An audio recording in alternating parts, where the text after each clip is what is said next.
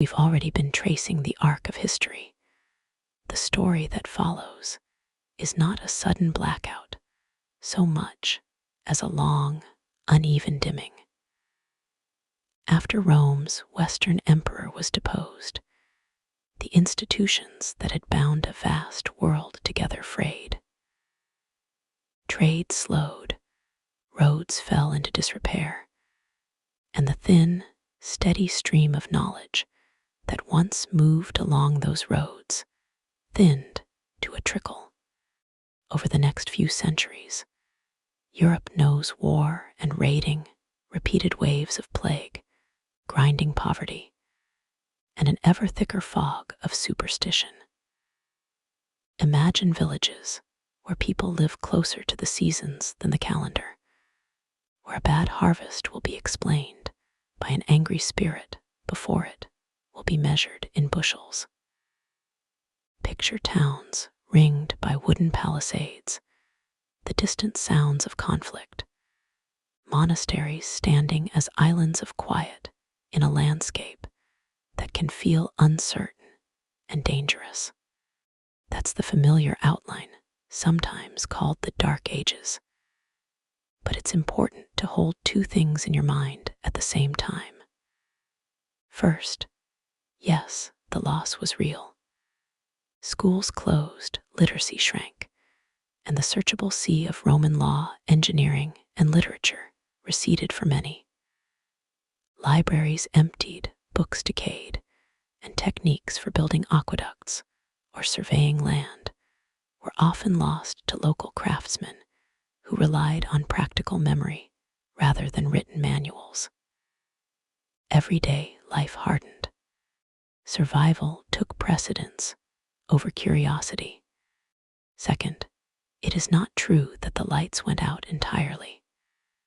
The image I want you to carry with you is of embers smoldering, not a single grand bonfire, but many small, persistent coals. Monasteries, for example, become unexpected guardians. In cold stone rooms lit by candles, monks copy manuscripts, preserve liturgical texts, and in doing so preserve fragments of classical learning. Their work is slow, painstaking, and limited in scope, but it matters. In port cities and along trade routes, merchants carry not only spices and silk, but stories, numbers, and maps. In Byzantine courts, in the libraries of the Islamic world, classical works are copied, commented on, and expanded. And crucially, embers exist in human minds, artisans who remember how to shape stone, scholars who can read Latin or Greek, curious people who ask, what if? Even when asking is dangerous. So why do we begin this particular story in Europe? Partly because the political and cultural shifts we're about to follow, the emergence of new city-states, the rebirth of learning expressed in Latin and eventually vernacular tongues, the artistic flowering that will reshape painting and sculpting, unfold on European soil. But those developments don't arise in a vacuum. The intellectual legacies of Greece and Rome persist, sometimes preserved abroad in Byzantine and Arabic translations. The East, from Constantinople to Baghdad, becomes a mirror and a bridge. Through trade, through crusade and diplomacy, through the slow movement of texts and technologies, ideas flow back into Europe, reinvigorating those embers. The central theme we're heading toward is rebirth. The word Renaissance means rebirth for a reason. What follows is not simply a reprise of ancient achievements, but a transformation. People begin to place humans, their bodies, their experiences, their rational capacities at the center of inquiry. Artists study anatomy to make figures that breathe. philosophers and writers restored dignity to the human perspective. Science begins, tentatively at first, to question inherited authorities and look to observation. It's a relighting of those embers into something hotter, brighter, more public. In the next segment, we'll move closer to one of those embers, a crowded Mediterranean port and a city where money, art, and ideas meet. We'll meet the merchants, the scribes, and the early thinkers who first dared to fan those smoldering coals into a flame. When the Western world seems to have been slipping into a long, uneven dimming, pockets of light began to reappear, not all at once, not like a light bulb flipping on, but as small, stubborn glows. In the 1300s, those glows were cities: Florence, Venice, Genoa. They sat on the edges of the old Roman map, but their eyes were turned outward, toward the Mediterranean and beyond. What made them special was less a single event than a network of changes. Trade routes humming with ships, merchants moving goods and ideas, and money circulating in ways it hadn't for centuries. Imagine Venice at dawn, a tangle of wooden piers and gondolas, the scent of brine and cedar, and in the markets sacks of spice, pepper, cinnamon, cloves that had traveled halfway around the world. Or picture Genoa and its proud captains, and Florence, not on the sea, but at the crossroads of land routes, trading wool and silk and banking services. These cities prospered because they plugged back into long-distance commerce. Silk and spices were more than luxury items. They were status markers that created vast new wealth. That wealth didn't simply sit in chests. It bought palaces and workshops, but crucially, it bought curiosity. Merchants turned to bankers, bankers to patrons. Guilds and families invested in public buildings, in books, in the education of their children. The money flowed into schools and libraries, into commissions for painters and sculptors, into a culture that could afford to ask questions about the world beyond immediate survival. Trade brought unfamiliar people and objects, and with them came a hunger for knowledge about languages, law, history, and the writings of the ancient world. The economy created the breathing room for intellectual life to return, and into that space walked Francesco Petrarch. Born in 1304, he's often called the father of humanism, not because he single-handedly invented everything that came later, but because his life and work crystallized a new attitude. Picture him in gloomy, dimly lit monasteries, torch in hand, leaning over cramped scripts. He wasn't content with the received wisdom of the schools. He hunted for manuscripts. In stone-walled libraries and dusty monastic chests, Petrarch found the voices of antiquity, Cicero, Virgil, and others, whose polished Latin and older worldviews had been largely forgotten in the West. He copied, collected, and catalogued. He lamented that so much had been lost, and at the same time celebrated what could be recovered. Petrarch also turned inward. He wrote sonnets to Laura that bristle with personal feeling, and he wrote letters that sound like private diaries turned public. He was fascinated by human emotion, individuality, the nuances of experience. That emphasis on the individual mind, on the moral and intellectual capacities of people, was central to what came to be called humanism. So what is humanism? At its core, it was a reorientation.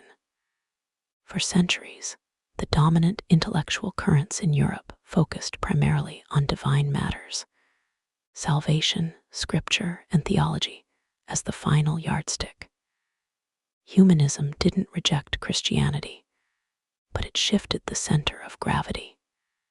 It said, study grammar, rhetoric, history, and moral philosophy, the studia humanitatis, because these disciplines cultivate eloquence, civic virtue, and understanding of human life. Look to classical authors, not merely as curiosities, but as models for how to speak, write, and live well. Learn Greek and refined Latin, read original texts, rather than rely on summaries, and use those models to improve your own thought and action. This was not an abstract change. It altered how people educated their children, how civic leaders justified their actions, and how artists thought about form and expression.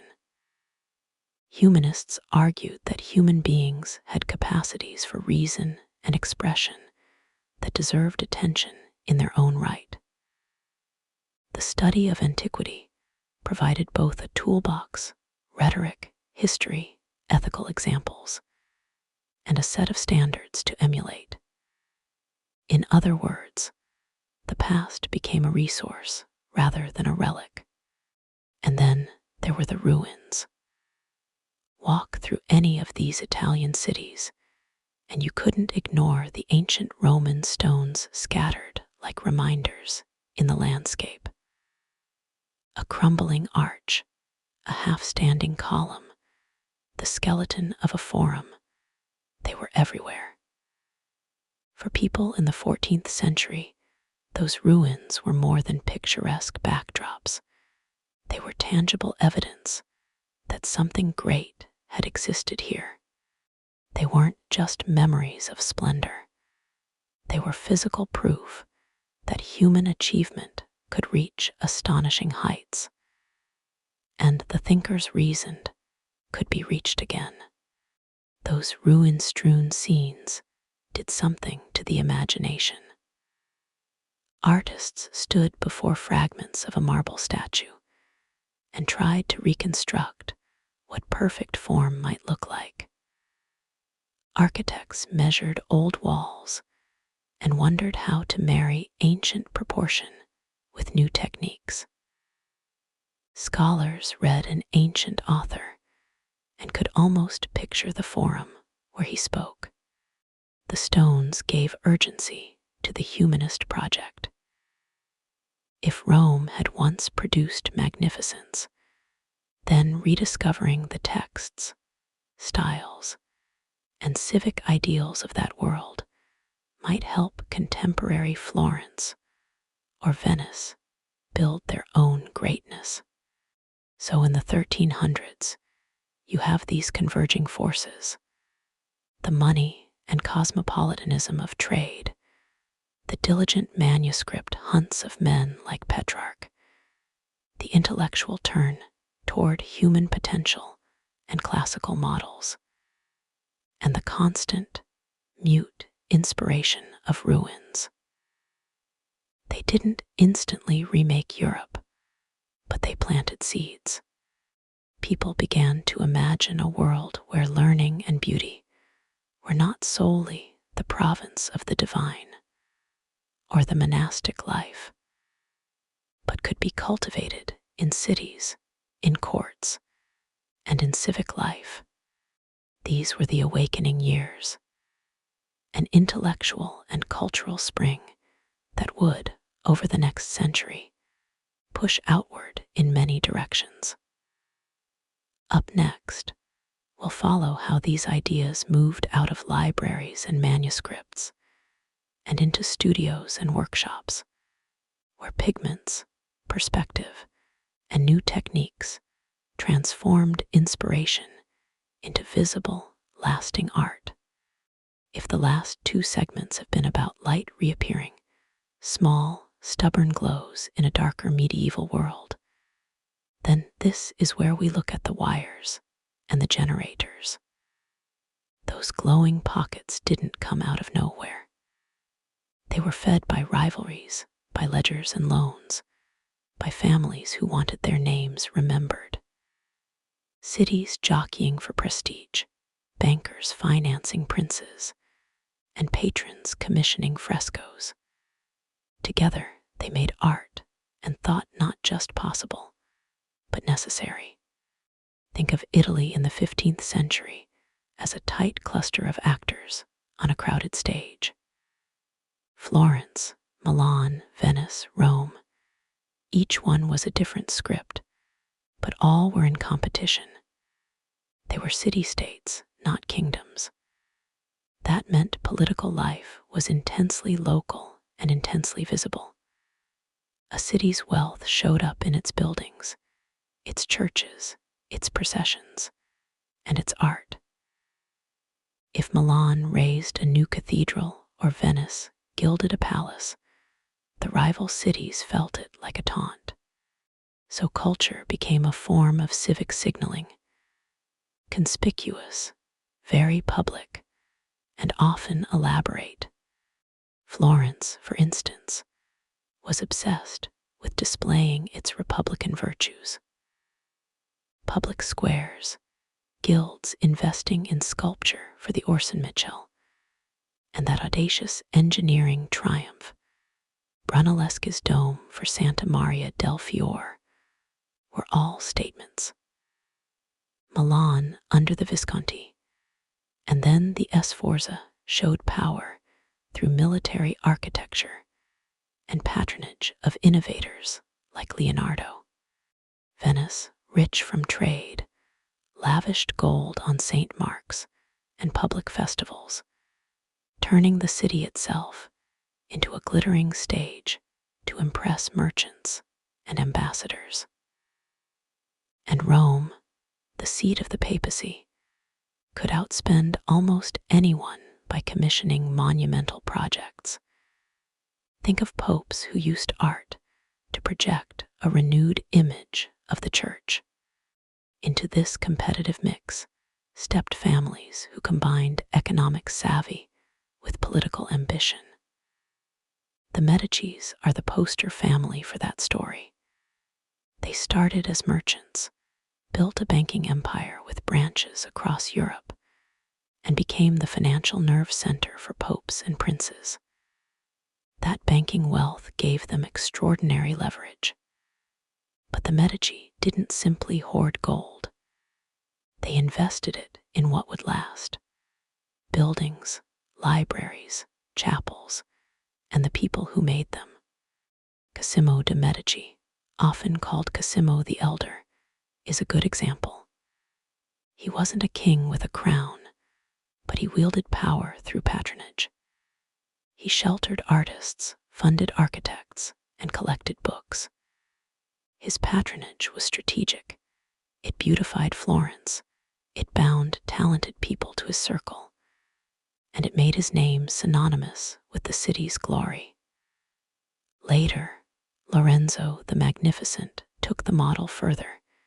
He didn't just fund art. He cultivated an entire intellectual climate. The Medici supported poets, philosophers, and young talents. The kind of support that pushes experiment and daring work forward. But patronage wasn't purely noble generosity. It was a tool of influence. Commissioning a chapel or a public altar was a way to put a family's image into the devotional life of a city. A painted saint with your family crest in the corner, a magnificent tomb in the Duomo, a public piazza named and remodeled. These were ways of writing your name into civic memory. The Medici Chapel is a literal example. Its theology and family advertising in stone and marble. Even when patrons funded public works, they were often doing double duty, serving the common good while asserting their status. Think of patronage like a civic competition disguised as benevolence. City councils debated who would fund what. Guilds commissioned statues for public buildings to show their importance. Wealthy families vied to outdo each other with larger commissions, richer materials, and more celebrated artists. This competition elevated standards. Architects and painters were pushed to new heights because everyone wanted the most striking display. The result was a flowering of skill and a new language of visual rhetoric, a language that could speak of civic pride as eloquently as it could speak of private devotion. And here where humanism comes in. Humanism, with its rediscovery of classical texts and its emphasis on human potential, found an eager audience among patrons. Wealthy Florentines and others didn't only want biblical scenes, they wanted images and buildings that celebrated human achievement, classical virtue, and civic identity. Portraits became more common, not just as markers of status, but as affirmations of individuality. Mythological subjects returned, often with moral or civic messages attached. A fresco could be a little tract for humanist ideas, showing a wise ruler learned in ancient philosophy, or a citizen hero modeled on Roman exempla. The Medici were particularly aligned with this intellectual turn. Cosimo bought and preserved manuscripts. He backed scholars who translated Plato and revived Platonic ideas. Lorenzo hosted a circle of poets and philosophers in his palace, a kind of informal academy where classical learning was discussed, dramatized, and made useful for contemporary politics. Their commissions often blended sacred and secular, Christian and classical, crafting a public image of Florence as a place of thoughtful, civic-minded excellence. This marriage of money, politics, and ideas mattered because it changed what art could do. It made art not just devotional decoration or private luxury, but central to civic life and intellectual conversation. Statues became civic emblems, chapels became family shrines and political statements, and paintings could carry ideas about virtue, leadership, and human dignity. It was a new ecosystem. Merchants and bankers funded thinkers. Rulers commissioned monuments to assert legitimacy. Artists and architects responded with works that reshaped public space and public opinion. So when you look at a Renaissance painting or stand beneath a dome from that era, you're not only seeing skill and beauty, you're seeing a whole network of incentives, competitive city-states that demanded display, powerful families who translated economic power into cultural capital, and a humanist ideology that found its voice in the materials those patrons bought. That combination, money, rivalry, and intellectual revival, is what turned isolated glows into something that could, by the end of the 15th century, feel like a true renaissance.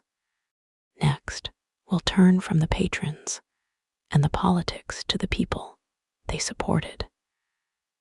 The artists and thinkers who transformed commissions and ideology into images and buildings, whose hands and minds gave us the masterpieces that still speak across centuries. If the last segment was about the wires and generators that made those little glows of light keep burning, this one is about the hands that learned to shape that light into bodies, to make stone breathe and paint stand forward from a flat wall. The early 1400s in Italy is where technical curiosity and aesthetic daring began to meet in a very public way. Artists became experimenters, architects became engineers, and the world started to look startlingly lifelike. One of the biggest shifts was in how artists studied the human body. Instead of relying only on inherited formulas or stylized types, sculptors and painters began to treat anatomy as a subject to be observed, measured, sketched, and yes, dissected. Think of it as a kind of field work. Artists would watch how muscles tightened when someone moved, how a shoulder slid under a cloak, how weight transferred from one leg to another. Those observations translated into figures that didn't just stand, they acted.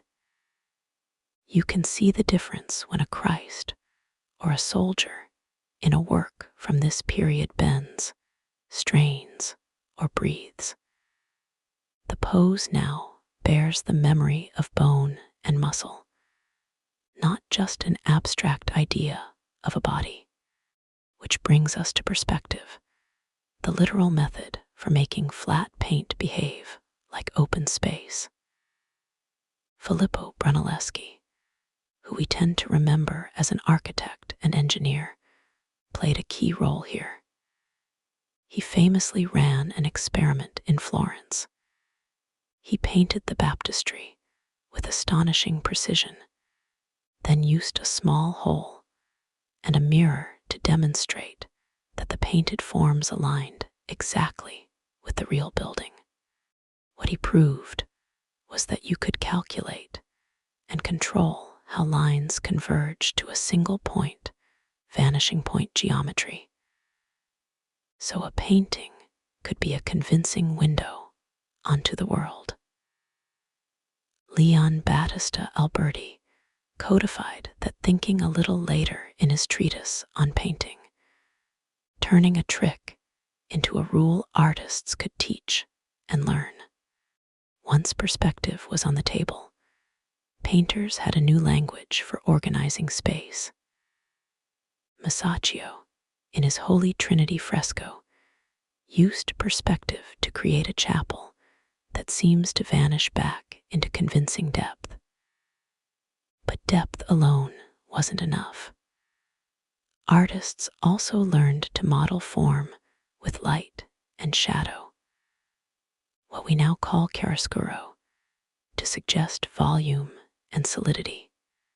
Light became a sculptor's tool on canvas.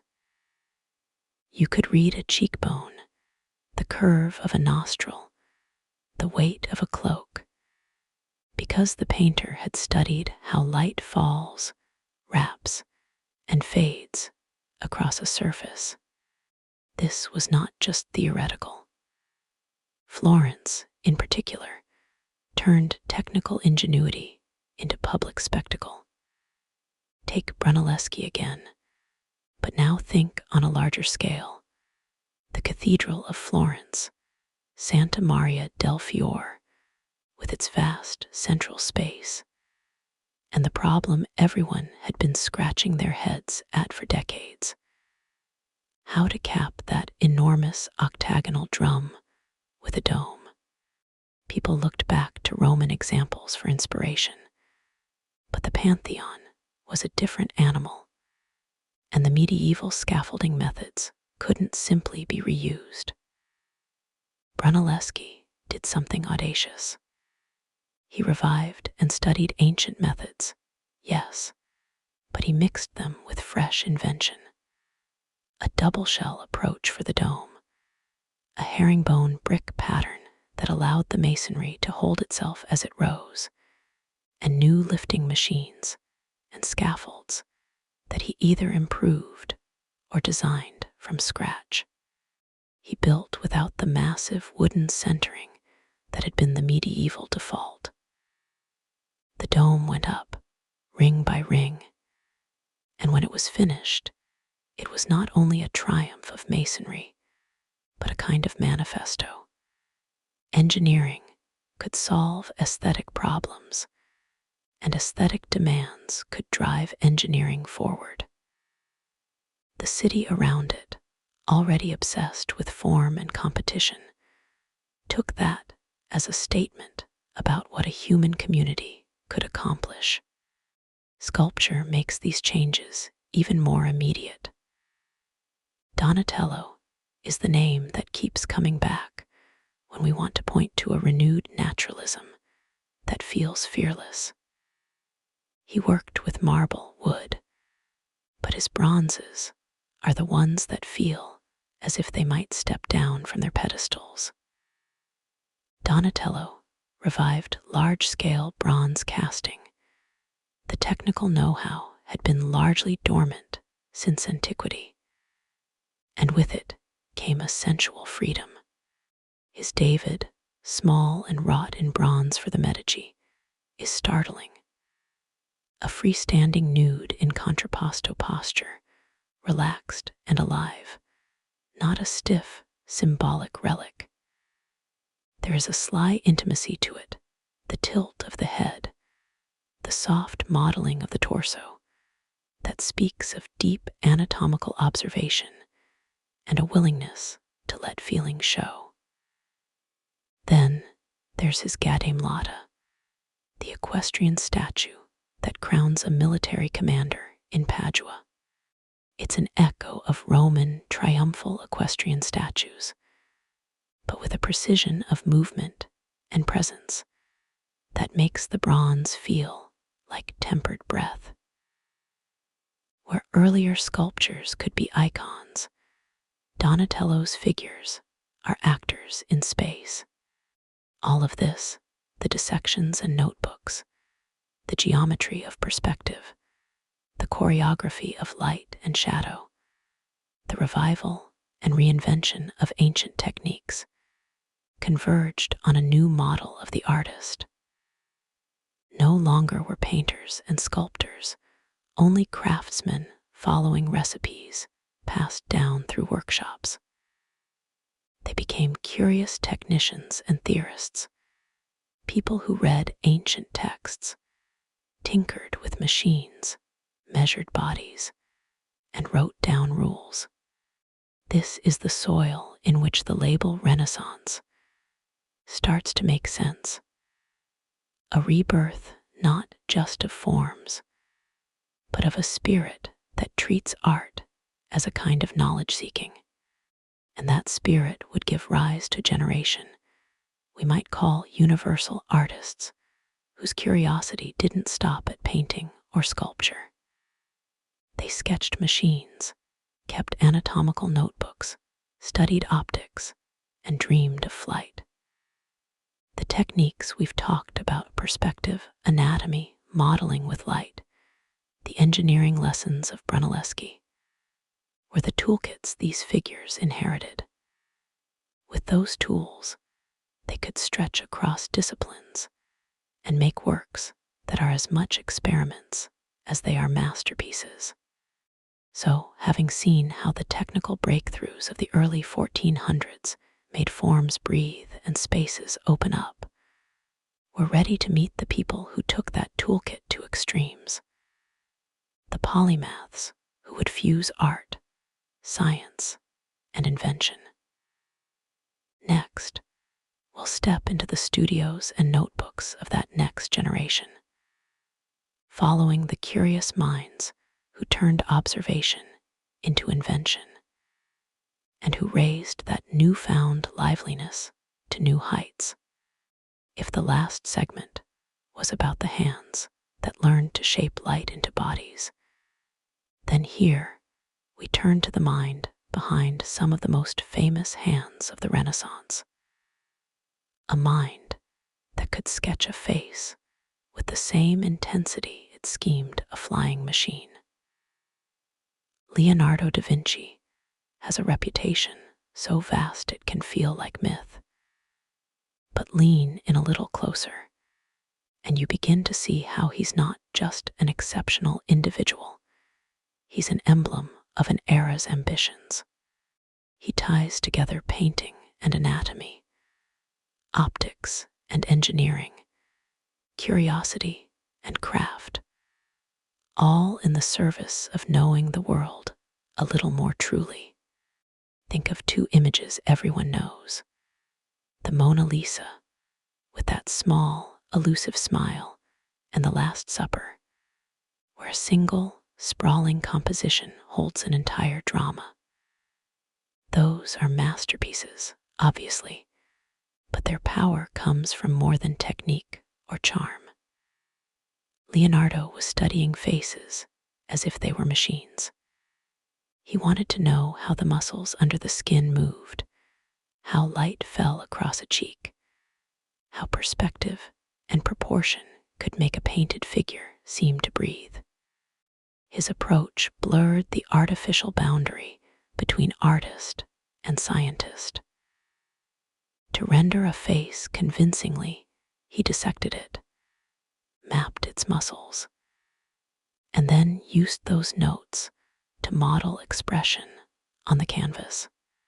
That habit to observe nature directly, then test and record what he saw, is really the heart of the Renaissance ideal.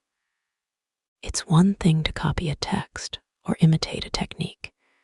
It's another to go into the world and measure, cut, stitch, observe, and repeat. Leonardo didn't just observe. He experimented. He opened corpses to map the heart and the bones. He watched water move, sketched eddies and vortices with the same care he used for a portrait. He sketched flight, wings, flapping motions, the flow of air, not as fanciful doodles, but as mechanical studies grounded in his meticulous seeing. And he didn't trust his memory. His notebooks, thousands of pages of them, are a running conversation with himself about the world. There are studies of light and shadow, pages of mirror-written script that read backward if you don't hold them to a mirror, architectural notes, contracts, sketches of machines with gears and pulleys. The notebooks are messy, brilliant, full of partial inventions and half-answered questions. They show not only conclusions, but the process, the failed experiment, the stray thought, the careful diagram.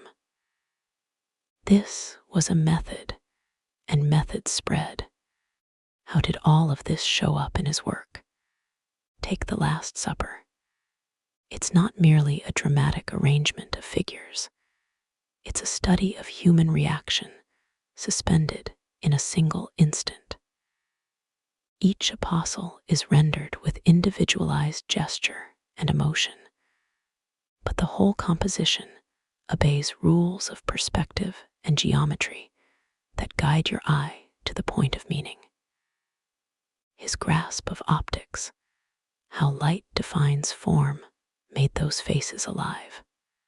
Or take the Mona Lisa, the soft transitions between light and shadow, the subtle modeling of flesh, a technique later called sfumato, come from an acute understanding of atmospheric effects on form, the way tiny particles scatter light and soften contours. That knowledge came from watching, from testing, and from patiently translating sight into line and tone. But Leonardo wasn't content to stop at images. He applied the same empirical eye to machines and the human body.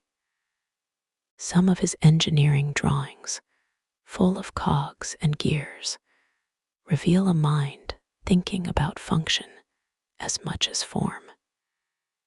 He sketched armored vehicles, hydraulic pumps, and machines for grinding and lifting. Many were impractical, many impossible with the materials of his time. Yet the thinking behind them, thinking in systems, in cause and effect, in mechanisms, is the same architecture of mind that allowed him to model a jaw or a river with equal depth. This synthesis, art informed by science, science expressed through art, is the defining Renaissance move. It's a way of seeing that insists form should follow observation. Beauty is not mere ornament, but an expression of function and truth.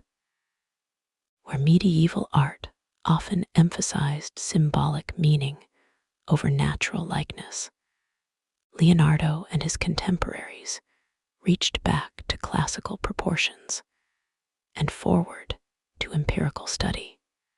The result was work that could move people emotionally and teach them about the world simultaneously.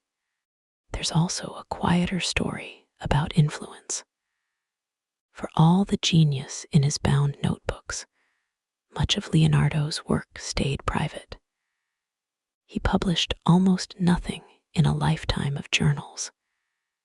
Yet those notebooks survived, some scattered and some wrapped in collections. And over the centuries, artists, anatomists, and engineers mined them. His methods, the careful draftsmanship, the insistence on dissection for anatomical accuracy, the habit of detailed observational record, seeped into workshops and workshops' apprentices. Even when specific inventions didn't circulate, the ethos did. Look at nature first, test, draw, refine. That change in practice mattered enormously. It shaped how people learned and taught craft. It nudged the culture toward an experimental stance that would later become central to modern science. And there's something almost modern about the way he kept thinking across disciplines. Today, we talk about interdisciplinary work like it's a new idea. Leonardo lived it. He was comfortable switching from portraiture to hydraulics to the anatomy of a fetus on the very next page. That fluid crossing is part of why he feels so relevant now. He models curiosity as a practice, skeptical, hands-on, and patient. So when we look at those glowing pockets of light, the workshops, the guilds, the early presses, Leonardo stands as one of those generators made human. He's a bridge between inherited craft and a new observational science. His paintings are not mere decoration. They are experiments in light and perception. His machines are more than designs. They are thought experiments about force and motion. His notebooks are not private eccentricities. They are a method waiting to be shared. Next, we'll step away from the studio and the study and look at how those methods and ideas began to circulate more widely. How printing, patronage, and new institutions turned private curiosity into public conversation, and how that circulation amplified the work of minds like Leonardo's into something that could change Europe. If the last segment left us inside the sketchbook of one brilliant mind, tracing the curious, restless hand that could imagine machines and faces and the soft gradations of light, Then this segment widens the lens. It's one thing for a genius to draw a new idea in private. It's another for that idea to leak out into the world, to be copied, argued about, debated in market squares and university halls.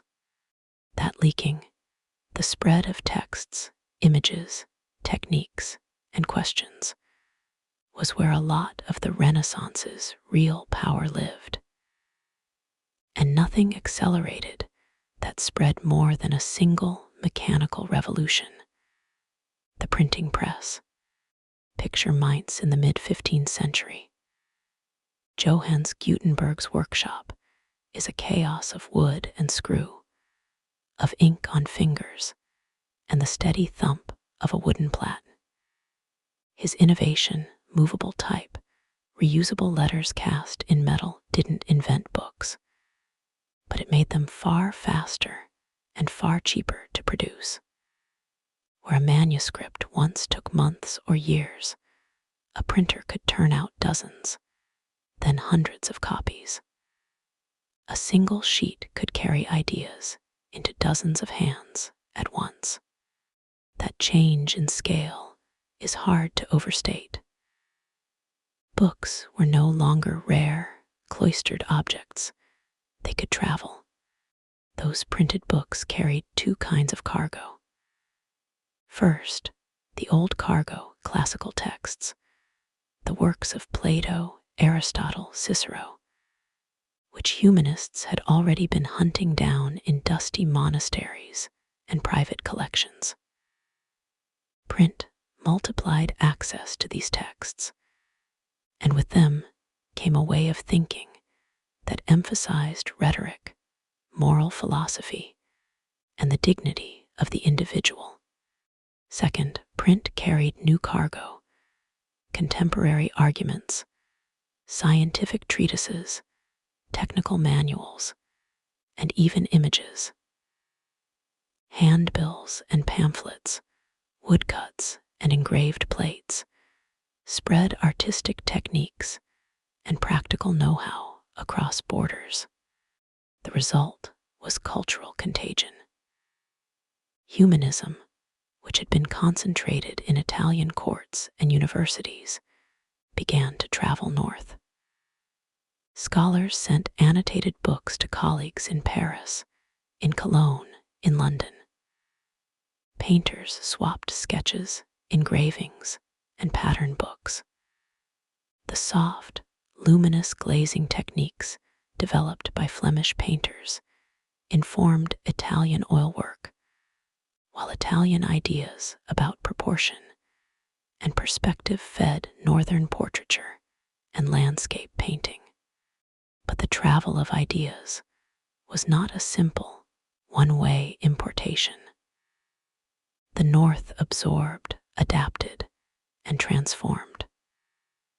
The so-called Northern Renaissance looks different, more intimate domestic scenes, painstaking attention to surface detail, a heightened interest in texture and materiality. Because local tastes, religious sensibilities, and patronage structures shaped how those imported ideas took root. Print itself also changed the way images moved. Woodcuts and engravings turned a single drawing into many, and those reproducible images helped standardize certain visual languages. Religious iconography, anatomical diagrams, and architectural plans spread with a speed never before possible. Artists who never left their towns could study the formal experiments of their counterparts hundreds of miles away. In short, the same technologies that made books common also made visual knowledge portable. And this renewed, portable learning did more than shift how people painted or argued about virtue. It fed the practical sciences: cartography, navigation, shipbuilding. Think of the printed Ptolemy atlases, their maps re-engraved and corrected as new voyages returned with fresh observations. Navigational manuals, portal charts, and the better dissemination of mathematical tables and instruments helped sailors push farther from shore. Curiosity and commerce reinforced each other. Merchants wanted new routes and new goods. Princes wanted new revenues. Scholars wanted new data. Print made it possible for a captain's observation about a coastline or a merchant's list of spices to circulate and be compared with another's account. Suddenly, knowledge about distant coasts, winds, and currents could be assembled, critiqued, and improved across a continent. And that was one of the practical engines behind the age of exploration. All of this expansion of information did not, however, ride on a tide of unanimous welcome. New technologies and the ideas they carried created strains and conflicts. Printing made dispute cheap. A printed pamphlet could lampoon a church practice or criticize a civil authority and reach thousands in a single season. That cheapness is one reason why, a few decades after Gutenberg, Europe saw a print-fueled explosion of religious debate. The kind of humanist criticism that began as scholarly correction morphed into public argument. When opponents took to the press, debates that once took place in Latin in closed academies were suddenly translated in pamphlet form into vernacular languages and public view. That shift helped light the fuse of the Reformation. The social consequences went beyond theology. The wider access to texts unsettled traditional hierarchies, clerical, feudal, and urban. Authorities scrambled to control what was printed. Censorship, licensing, and the banning of certain works became features of the early modern state. Yet control was always partial. Information leaks, and once people can read about alternatives to established institutions, political, economic, religious, they begin to imagine differently. That imagination sometimes led to reform, sometimes to revolution, and often to messy, uneven change across regions. Those changes were unequal too. Urban centers, university towns, and prosperous courts enjoyed the first wave of these benefits: more books, more printed maps, and more circulating ideas. Rural areas lagged. Language mattered works printed only in Latin reached scholars, not artisans or farmers, until the spread of vernacular printing expanded literate publics. But even as print multiplied voices, it didn't guarantee equal access. Literacy, wealth, and access to networks still shaped whose ideas traveled farthest and fastest. So in the space of a century, Europe's intellectual and visual worlds shrank and widened at once. Shrank because texts and images could now be copied with mechanical fidelity. Widened because those copies reached new people, places, and purposes. Ideas that were once handcrafted in private study or atelier now had the potential to shape markets, monarchies, and voyages across the ocean. Next, we'll follow how those spreading ideas collided with political power and belief. How print and exploration, art and theology converged in public life to create conflicts that would reshape Europe's map and its conscience. if the last segment left us inside the sketchbook of a single restless genius, tracing that curious hand as it moved from muscle to machine, then this is where we step back and look at the whole table. The sketches, the finished paintings, the broken tools, and the ledgers tucked under a pile of parchment. What did all those hands and minds together actually leave behind? And at what cost? At its most obvious, the Renaissance gifted us a revived appetite for the past. Scholars combed monasteries and dusty libraries for classical texts, not as relics to venerate, but as tools to be read, questioned, and remade.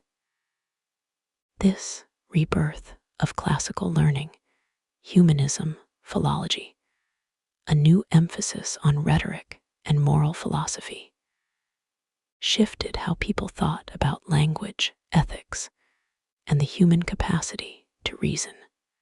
When you hear the word Renaissance, think of that sudden hunger for original texts, for accurate copies, for a past that could instruct the present.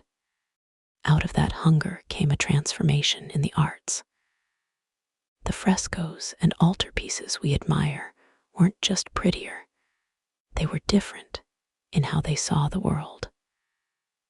Perspective lines pulled viewers into the scene. Chiaroscuro, light and shadow, used to model form, gave bodies weight and emotion. Artists dissected cadavers to learn anatomy.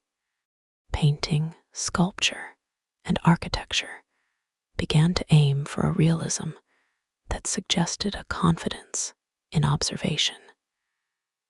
That if you looked closely and measured carefully, you could represent nature more faithfully. These were not mere tricks. They changed how people imagined the human being in the world. That same shift toward observation extended into what we now call science. It wasn't an overnight revolution, but the Renaissance helped normalize curiosity as a method. Instruments like the telescope and the printing press accelerated the spread of ideas.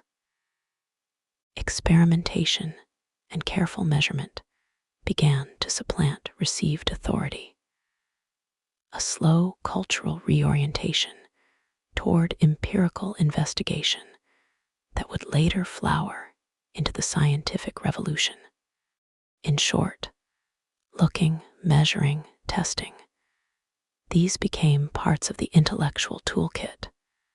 And then there's the social engine behind much of this energy: patronage and urban competition. Cities like Florence, Venice, and Rome became laboratories of culture. Wealthy families, merchant republics, and popes commissioned works to glorify themselves and their cities. That competition, civic pride turned into artistic rivalry, produced dazzling results: opulent chapels, public statues, civic archives. Patronage was the funding model that let genius flourish. It created workshops, apprenticeships, and networks that transmitted skills across generations. But here's the thing: legacies are rarely pure. The Renaissance produced tools and ideas that changed the world, but those changes were uneven and often contradictory. The benefits were concentrated. Urban elites, wealthy merchants, churchmen, princes reaped most of the gains. For many peasants, laborers, and the urban poor, life remained precarious. Women, in particular, faced stringent ceilings. A few, like Sophonisba Anguissola or Isabella d'Este, carved exceptional careers, but they were exceptions that proved the rule. The intellectual and artistic spheres were overwhelmingly male domains, and we cannot ignore the darker global consequences that unfolded alongside these achievements. The same navigational advances, mercantile ambition, and appetite for new wealth that fueled exploration also opened the door to colonial conquest, the transatlantic slave trade, and resource extraction on a massive scale. The Renaissance imagination, which reimagined the human and the natural worlds, fitted uneasily with a new, often violent logic of expansion. Economic transformations seeded early forms of capitalist enterprise and mercantile competition that reshaped global inequalities, sometimes at catastrophic human cost. So what are we left with? The Renaissance certainly helped lay the intellectual and cultural foundations of the modern world. Individualism, a spirit of inquiry, advances in art and science, institutions that valued learning. But it was neither uniform nor universally benevolent. It produced breathtaking beauty and deep injustice. It taught us to look and to test, and it also helped justify exploitation in the name of profit and dominion. That tension is exactly why the period still matters. It's not a tidy origin story we can either celebrate wholesale or reject outright. Instead, it's a complex inheritance, a set of tools and ideas that we still use, reshaped by centuries of struggle and revision. When we admire a Renaissance painting or applaud a scientific insight, we're also standing in a world shaped by assumptions and structures born in that era. So here's the question I want to leave you with. How do we balance genuine admiration for creativity, curiosity, and craft with a clear-eyed reckoning of the costs? The people excluded, the lands exploited, the inequalities cemented. Can we inherit the best of that era, its methods, its standards for evidence and beauty, while refusing the worst? Hold on to that question. Up next, we'll take a closer look at one of those inheritances in action. How Renaissance ideas about the human body and nature eventually fed into new medical practices, public health experiments, and sometimes chilling experiments in categorizing people. A story that carries its own contradictions and surprises.